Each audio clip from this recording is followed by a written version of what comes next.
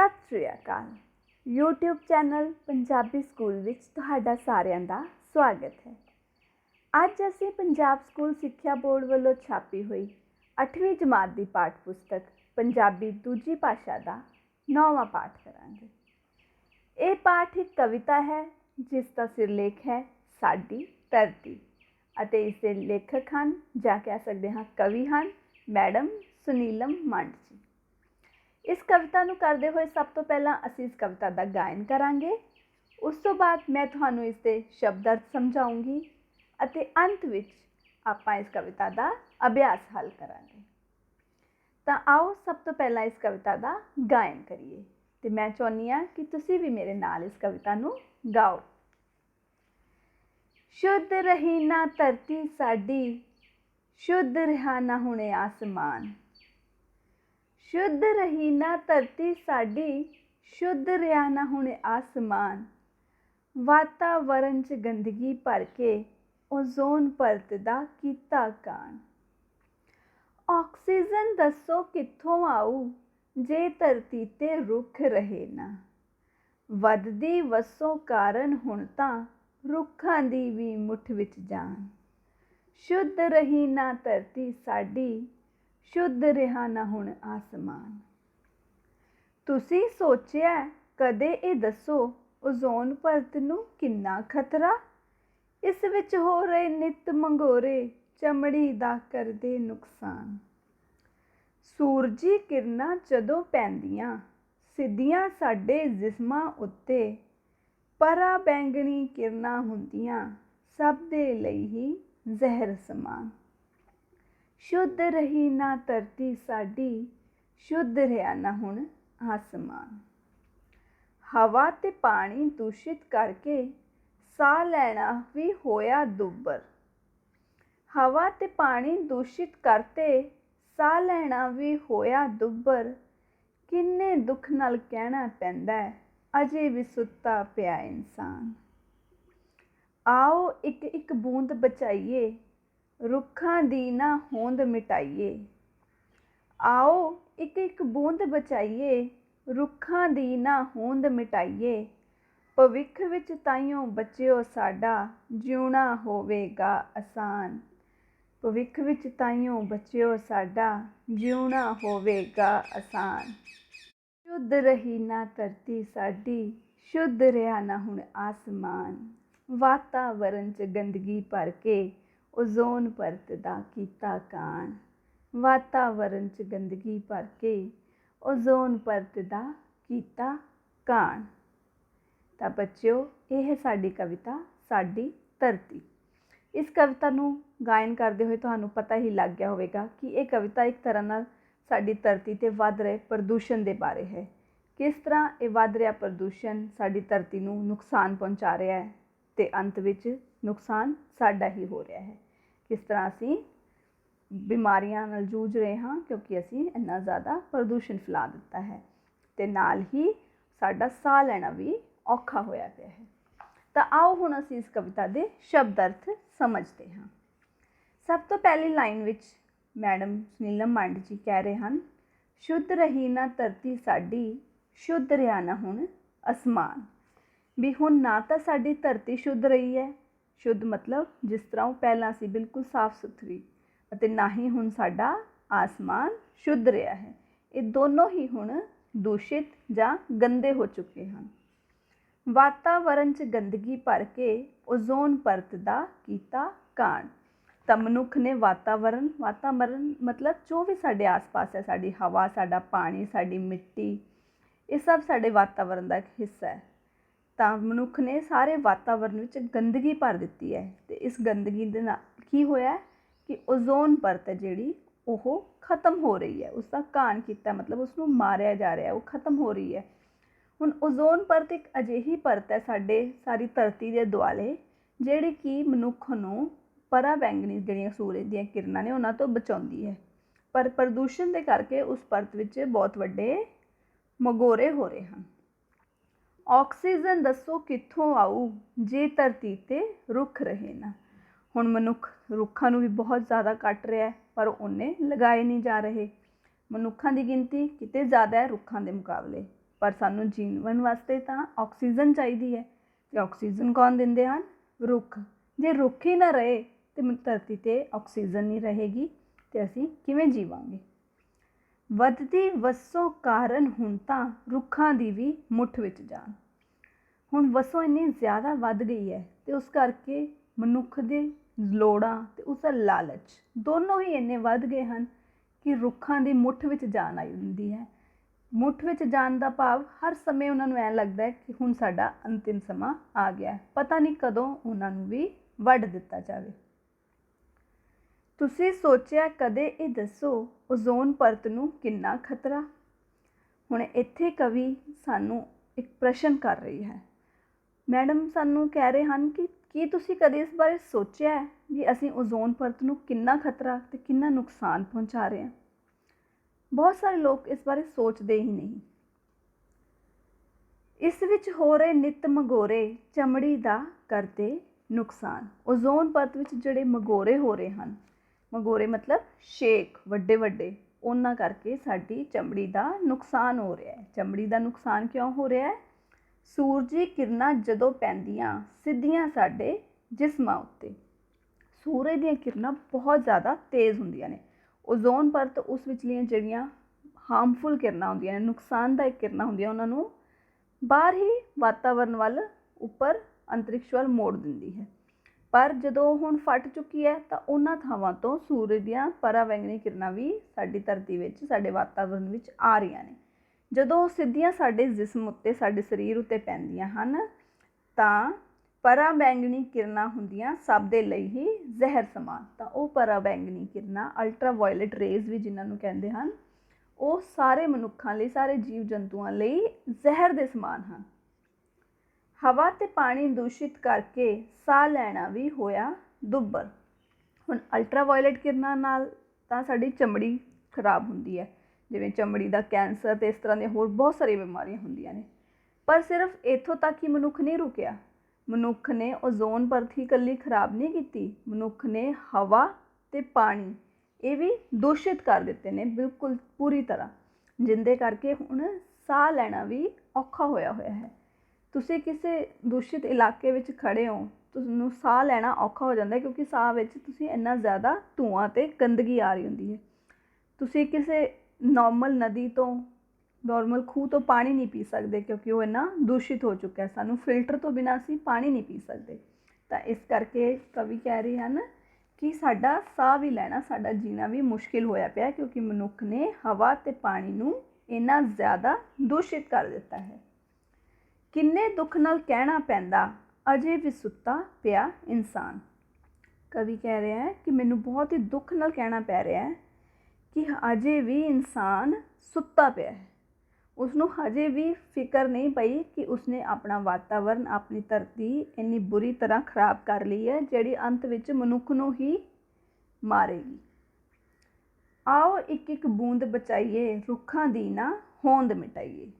ਹੁਣ ਇੱਥੇ ਕਵੀ ਮੈਡਮ ਸੁਨੀਲਮ ਮੰਡ ਜੀ ਪਾਣੀ ਦੀ ਵੀ ਗੱਲ ਕਰ ਰਹੇ ਹਨ ਕਿ ਪਾਣੀ ਸਿਰਫ ਗੰਦਾ ਹੀ ਨਹੀਂ ਹੋ ਰਿਹਾ ਬਲਕਿ ਪਾਣੀ ਸਾਡੀ ਧਰਤੀ ਤੋਂ ਖਤਮ ਵੀ ਹੋ ਰਿਹਾ ਹੈ। ਆਉਣ ਵਾਲੇ ਸਮੇਂ ਵਿੱਚ ਸਾਨੂੰ ਪੀਣ ਵਾਲਾ ਪਾਣੀ ਲੱਭਣਾ ਬਹੁਤ ਹੀ ਮੁਸ਼ਕਿਲ ਹੋ ਜਾਣਾ ਹੈ। ਇਸ ਕਰਕੇ ਉਹ ਸਾਨੂੰ ਕਹਿ ਰਹੇ ਹਨ ਕਿ ਆਓ ਅਸੀਂ ਪਾਣੀ ਦੀ ਇੱਕ ਇੱਕ ਬੂੰਦ ਨੂੰ ਬਚਾਈਏ। ਸਾਨੂੰ ਪਾਣੀ ਬਿਲਕੁਲ ਵੀ ਬਰਬਾਦ ਨਹੀਂ ਕਰਨਾ ਚਾਹੀਦਾ। ਰੁੱਖਾਂ ਦੀ ਨਾ ਹੋਂਦ ਮਿਟਾਈਏ ਅਤੇ ਨਾ ਹੀ ਸਾਨੂੰ ਰੁੱਖ ਖਤਮ ਕਰਨੇ ਚਾਹੀਦੇ ਹਨ। ਇੰਨੇ ਰੁੱਖ ਨਾ ਕੱਟੋ ਕਿ ਇਸ ਧਰਤੀ ਤੋਂ, ਇਸ ਦੁਨੀਆ ਤੋਂ ਰੁੱਖ ਹੀ ਖਤਮ ਹੋ ਜਾਣ। ਭਵਿੱਖ ਵਿੱਚ ਤਾਈਓ ਬੱਚਿਓ ਸਾਡਾ ਜਿਉਣਾ ਹੋਵੇਗਾ ਆਸਾਨ। ਅਗਰ ਅਸੀਂ ਇਹ ਸਭ ਕੁਛ ਕਰਾਂਗੇ, ਅਸੀਂ ਆਪਣੇ ਵਾਤਾਵਰਨ ਨੂੰ ਬਚਾਵਾਂਗੇ, ਆਪਣੇ ਪਾਣੀ ਨੂੰ ਬਚਾਵਾਂਗੇ, ਰੁੱਖਾਂ ਨੂੰ ਬਚਾਵਾਂਗੇ, ਤਾਂ ਹੀ ਭਵਿੱਖ ਵਿੱਚ ਸਾਡਾ ਜਿਉਣਾ ਆਸਾਨ ਹੋ ਸਕਦਾ ਹੈ। ਤਾਂ ਹੀ ਅਸੀਂ ਇੱਕ ਚੰਗੀ ਜ਼ਿੰਦਗੀ ਜਿਉ ਸਕਦੇ ਹਾਂ। ਨਹੀਂ ਤਾਂ ਫਿਰ ਸਾਨੂੰ ਇੱਕ ਇਸ ਤਰ੍ਹਾਂ ਦੀ ਦੁਨੀਆ ਵਿੱਚ ਰਹਿਣਾ ਪਵੇਗਾ ਜਿੱਥੇ ਨਾ ਤਾਂ ਸਾਹ ਲੈਣ ਲਈ ਸਾਫ਼ ਹਵਾ, ਨਾ ਪੀਣ ਲਈ ਸਾਫ਼ ਪਾਣੀ ਅਤੇ ਅਲਟਰਾਵਾਇਲਟ ਯਾਨੀ ਕਿ ਪਰਾਵੈਂਗਨੀ ਕਿਰਨਾਂ ਦਾ ਮਾਰੂ ਅਸਰ, ਅਤੇ ਰੁੱਖ ਸਾਹ ਲੈਣ ਲਈ ਰੁੱਖਾਂ ਦੀ ਆਕਸੀਜਨ ਵੀ ਨਹੀਂ ਹੋਵੇਗੀ। ਤਾਂ ਇਸ ਤਰ੍ਹਾਂ ਦੇ ਸੰਸਾਰ ਵਿੱਚ ਅਸੀਂ ਕਿੰਨਾ ਦੇਰ ਜ਼ਿੰਦਾ ਰਹਿ ਸਕਾਂਗੇ, ਇਹ ਵੀ ਬਹੁਤ ਵੱਡੀ ਸੋਚਣ ਵਾਲੀ ਗੱਲ ਹੈ। ਤਾਂ ਸਾਨੂੰ ਸਾਰਿਆਂ ਨੂੰ ਚਾਹੀਦਾ ਹੈ ਕਿ ਅਸੀਂ ਆਪਣਾ ਆਪਣਾ ਹਿੱਸਾ ਇਸ ਕੰਮ ਵਿੱਚ ਪਾਈਏ। ਇਹ ਕਦੀ ਨਾ ਸੋਚੋ ਕਿ ਮੇਰੇ ਇਕੱਲੇ ਦੇ ਇਸ ਤਰ੍ਹਾਂ ਕਰਨ ਨਾਲ ਕੀ ਹੋ ਜਾਵੇਗਾ। ਜਿਵੇਂ ਬੂੰਦ ਬੂੰਦ ਨਾਲ ਸਾਗਰ ਬਣਦਾ ਹੈ, ਉਸ ਤਰ੍ਹਾਂ ਹਰ ਇਨਸਾਨ ਦੀ ਛੋਟੀ ਤੋਂ ਛੋਟੀ ਕੋਸ਼ਿਸ਼ ਨਾਲ ਹੀ ਅਸੀਂ ਆਪਣੀ ਧਰਤੀ ਨੂੰ ਬਚਾ ਸਕਦੇ ਹਾਂ। ਇਹ ਸੀ ਕਵਿਤਾ ਸਾਡੀ ਧਰਤੀ ਦਾ ਗਾਇਨ ਅਤੇ ਉਸ ਦਾ ਅਧਿਐਨ। ਹੁਣ ਅਸੀਂ ਇਸ ਦਾ ਅਭਿਆਸ ਹੱਲ ਕਰਾਂਗੇ। ਅਭਿਆਸ ਵਿੱਚ ਸਭ ਤੋਂ ਪਹਿਲਾਂ ਹਨ ਛੋਟੇ ਉੱਤਰਾਂ ਵਾਲੇ ਪ੍ਰਸ਼ਨ, ਜਿਸ ਵਿੱਚ ਪਹਿਲਾ ਪ੍ਰਸ਼ਨ ਹੈ ਓਜ਼ੋਨ ਪਰਤ ਦਾ ਕਾਣ ਕਿਸ ਤਰ੍ਹਾਂ ਹੋਇਆ ਹੈ। ਇਸ ਦਾ ਉੱਤਰ ਅਸੀਂ ਲਿਖ ਸਕਦੇ ਹਾਂ, ਮਨੁੱਖ ਨੇ ਵਾਤਾਵਰਨ ਵਿੱਚ ਗੰਦਗੀ ਭਰ ਕੇ ਓਜ਼ੋਨ ਪਰਤ ਦਾ ਕਾਣ ਕੀਤਾ ਹੈ। ਅਗਲਾ ਪ੍ਰਸ਼ਨ ਹੈ ਓਜ਼ੋਨ ਪਰਤ ਵਿੱਚ ਹੋ ਰਹੇ ਮਗੋਰੇ ਸਾਡੇ ਕਿਸ ਅੰਗ ਨੂੰ ਨੁਕਸਾਨ ਪਹੁੰਚਾਉਂਦੇ ਹਨ। ਇਸ ਦਾ ਉੱਤਰ ਲਿਖਾਂਗੇ, ਓਜ਼ੋਨ ਪਰਤ ਵਿੱਚ ਹੋ ਰਹੇ ਮਗੋਰੇ ਸਾਡੀ ਚਮੜੀ ਨੂੰ ਨੁਕਸਾਨ ਪਹੁੰਚਾਉਂਦੇ ਹਨ। ਤੀਸਰਾ ਪ੍ਰਸ਼ਨ ਹੈ ਆਕਸੀਜਨ ਸਾਨੂੰ ਕਿੱਥੋਂ ਪ੍ਰਾਪਤ ਹੁੰਦੀ ਹੈ। ਇਸ ਦਾ ਉੱਤਰ ਹੈ ਆਕਸੀਜਨ ਸਾਨੂੰ ਰੁੱਖਾਂ ਤੋਂ ਪ੍ਰਾਪਤ ਹੁੰਦੀ ਹੈ। ਫੋਰਥ ਪ੍ਰਸ਼ਨ ਹੈ ਸਾਨੂੰ ਇੱਕ ਇੱਕ ਬੂੰਦ ਕਿਸ ਚੀਜ਼ ਦੀ ਬਚਾਉਣੀ ਚਾਹੀਦੀ ਹੈ। ਇਸ ਦਾ ਉੱਤਰ ਆਏਗਾ, ਸਾਨੂੰ ਇੱਕ ਇੱਕ ਬੂੰਦ ਪਾਣੀ ਦੀ ਬਚਾਉਣੀ ਚਾਹੀਦੀ ਹੈ। ਇਸ ਤੋਂ ਬਾਅਦ ਸਾਡਾ ਦੂਸਰਾ ਪ੍ਰਸ਼ਨ ਹੈ ਸਤਰਾਂ ਪੂਰੀਆਂ ਕਰੋ, ਜਿਸ ਵਿੱਚ ਕਿ ਤੁਹਾਨੂੰ ਕਵਿਤਾ ਦੀਆਂ ਹੀ ਕੁਝ ਸਤਰਾਂ ਦਿੱਤੀਆਂ ਗਈਆਂ ਹਨ, ਜਿਨ੍ਹਾਂ ਵਿੱਚੋਂ ਕੁਝ ਸ਼ਬਦ ਨਹੀਂ ਦਿੱਤੇ ਗਏ ਅਤੇ ਤੁਸੀਂ ਉਹ ਪੂਰੇ ਕਰਨੇ ਹਨ। ਇਹ ਪ੍ਰਸ਼ਨ ਤੁਸੀਂ ਆਪ ਵੀ ਇਸ ਕਵਿਤਾ ਨੂੰ ਦੇਖ ਕੇ ਕਰ ਸਕਦੇ ਹੋ ਅਤੇ ਤੁਹਾਡੀ ਸਹੂਲਤ ਲਈ ਮੈਂ ਵੀ ਕਰਕੇ ਦੇ ਰਹੀ ਹਾਂ। ਆਕਸੀਜਨ ਦੱਸੋ ਕਿੱਥੋਂ ਆਊ, ਜੇ ਧਰਤੀ 'ਤੇ ਰੁੱਖ ਰਹੇ ਨਾ। ਡੈਸ਼ ਚਮੜੀ ਦਾ ਕਰਦੇ ਨੁਕਸਾਨ, ਇਸ ਵਿੱਚ ਹੋ ਰਹੇ ਨਿੱਤ ਮਗੋਰੇ। ਪਰਾ ਬੈਂਗਣੀ ਕਿਰਨਾਂ ਹੁੰਦੀਆਂ ਸਭ ਦੇ ਲਈ ਹੀ ਜ਼ਹਿਰ ਸਮਾਨ। ਕਿੰਨੇ ਦੁੱਖ ਨਾਲ ਕਹਿਣਾ ਪੈਂਦਾ ਅਜੇ ਵੀ ਸੁੱਤਾ ਪਿਆ ਇਨਸਾਨ।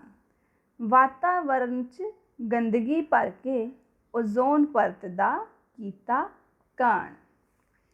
ਸਾਡਾ ਅਗਲਾ ਪ੍ਰਸ਼ਨ ਹੈ ਵਿਰੋਧੀ ਸ਼ਬਦ ਲਿਖੋ, ਜਿਸ ਵਿੱਚ ਕਿ ਤੁਹਾਨੂੰ 5 ਸ਼ਬਦ ਦਿੱਤੇ ਗਏ ਹਨ, ਜਿਨ੍ਹਾਂ ਦੇ ਕਿ ਵਿਰੋਧੀ ਸ਼ਬਦ ਯਾਨੀ ਕਿ ਉਲਟ ਅਰਥ ਵਾਲੇ ਸ਼ਬਦ ਤੁਸੀਂ ਲਿਖਣੇ ਹਨ। ਪਹਿਲਾ ਸ਼ਬਦ ਹੈ ਗੰਦਗੀ, ਜਿਸ ਦਾ ਵਿਰੋਧੀ ਸ਼ਬਦ ਆਏਗਾ ਸਫਾਈ।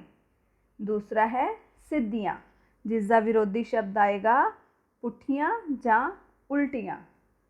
ਤੀਸਰਾ ਸ਼ਬਦ ਹੈ ਨਿੱਤ, ਜਿਸ ਦਾ ਵਿਰੋਧੀ ਸ਼ਬਦ ਆਏਗਾ ਕਦੇ ਕਦੇ। ਨਿੱਤ ਦਾ ਭਾਵ ਹੁੰਦਾ ਹੈ ਹਰ ਰੋਜ਼। ਅਗਲਾ ਸ਼ਬਦ ਹੈ ਦੁੱਖ, ਜਿਸ ਦਾ ਵਿਰੋਧੀ ਸ਼ਬਦ ਹੋਵੇਗਾ ਸੁੱਖ। ਤੇ ਆਖਰੀ ਸ਼ਬਦ ਹੈ ਆਸਾਨ, ਇਸ ਦਾ ਵਿਰੋਧੀ ਸ਼ਬਦ ਹੋਵੇਗਾ ਮੁਸ਼ਕਿਲ ਜਾਂ ਔਖਾ। ਇਸ ਤੋਂ ਬਾਅਦ ਸਾਡਾ ਚੌਥਾ ਪ੍ਰਸ਼ਨ ਹੈ ਹੇਠ ਲਿਖੇ ਸ਼ਬਦਾਂ ਦੇ ਹਿੰਦੀ ਅਤੇ ਅੰਗਰੇਜ਼ੀ ਵਿੱਚ ਸ਼ਬਦ ਲਿਖੋ, ਜਿਸ ਵਿੱਚ ਕਿ ਪਹਿਲਾ ਤੁਹਾਨੂੰ ਕਰਕੇ ਦਿੱਤਾ ਗਿਆ ਹੈ, ਜੋ ਕਿ ਹੈ ਧਰਤੀ। ਇਸ ਦਾ ਹਿੰਦੀ ਵਿੱਚ ਧਰਤੀ ਜਾਂ ਪ੍ਰਿਥਵੀ ਤੇ ਅੰਗਰੇਜ਼ੀ ਵਿੱਚ ਅਰਥ EARTH। ਅਗਲਾ ਸ਼ਬਦ ਹੈ ਰੁੱਖ, ਜੋ ਕਿ ਹਿੰਦੀ ਵਿੱਚ ਆਏਗਾ ਪੇੜ ਤੇ ਅੰਗਰੇਜ਼ੀ ਵਿੱਚ ਆਏਗਾ ਟਰੀ TREE। ਅਗਲਾ ਸ਼ਬਦ ਚਮੜੀ, ਹਿੰਦੀ ਵਿੱਚ ਆਏਗਾ ਤਵਚਾ ਔਰ ਅੰਗਰੇਜ਼ੀ ਵਿੱਚ ਆਏਗਾ ਸਕਿਨ SKIN। ਅਗਲਾ ਸ਼ਬਦ ਹਵਾ, ਹਿੰਦੀ ਵਿੱਚ ਵਾਯੂ, ਅੰਗਰੇਜ਼ੀ ਵਿੱਚ 에ਅਰ AIR। ਤੇ ਉਸ ਤੋਂ ਅੱਗੇ ਹੈ ਪਾਣੀ, ਜੋ ਕਿ ਹਿੰਦੀ ਵਿੱਚ ਹੋਏਗਾ ਪਾਣੀ ਜਾਂ ਜਲ ਵੀ ਤੁਸੀਂ ਲਿਖ ਸਕਦੇ ਹੋ, ਤੇ ਅੰਗਰੇਜ਼ੀ ਵਿੱਚ ਆਏਗਾ ਵਾਟਰ WATER। ਤੇ ਇਸ ਵਿੱਚ ਸਾਡਾ ਆਖਰੀ ਸ਼ਬਦ ਹੈ ਖਤਰਾ, ਜਿਸ ਨੂੰ ਹਿੰਦੀ ਵਿੱਚ ਵੀ ਲਿਖਾਂਗੇ ਖਤਰਾ ਅਤੇ ਅੰਗਰੇਜ਼ੀ ਵਿੱਚ ਲਿਖਾਂਗੇ ਡੇਂਜਰ DANGER। ਇਸ ਅਭਿਆਸ ਦਾ ਆਖਰੀ ਪ੍ਰਸ਼ਨ ਹੈ ਹੇਠ ਲਿਖੇ ਪ੍ਰਸ਼ਨਾਂ ਦੇ ਉੱਤਰ ਦਿਓ, ਜਿਸ ਵਿੱਚ ਕਿ ਪਹਿਲਾ ਪ੍ਰਸ਼ਨ ਹੈ ਮਨੁੱਖ ਨੇ ਵਾਤਾਵਰਨ ਕਿਵੇਂ ਗੰਦਾ ਕੀਤਾ ਹੈ।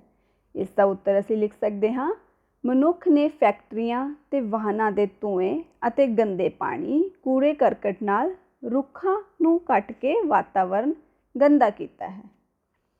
ਉਸ ਤੋਂ ਬਾਅਦ ਅਗਲਾ ਪ੍ਰਸ਼ਨ ਹੈ ਦੂਸ਼ਿਤ ਵਾਤਾਵਰਨ ਦਾ ਕੀ ਨੁਕਸਾਨ ਹੈ। ਇਸ ਦਾ ਉੱਤਰ ਹੈ ਦੂਸ਼ਿਤ ਵਾਤਾਵਰਨ ਕਰਕੇ ਓਜ਼ੋਨ ਪਰਤ ਖਤਮ ਹੋ ਰਹੀ ਹੈ। ਦੂਸ਼ਿਤ ਹਵਾ ਤੇ ਪਾਣੀ ਵਿੱਚ ਸਾਹ ਲੈਣਾ ਵੀ ਔਖਾ ਹੋ ਗਿਆ ਹੈ। ਸਾਡਾ ਤੀਸਰਾ ਪ੍ਰਸ਼ਨ ਹੈ ਪਰਾ ਬੈਂਗਣੀ ਕਿਰਨਾਂ ਕਿਵੇਂ ਨੁਕਸਾਨ ਕਰਦੀਆਂ ਹਨ।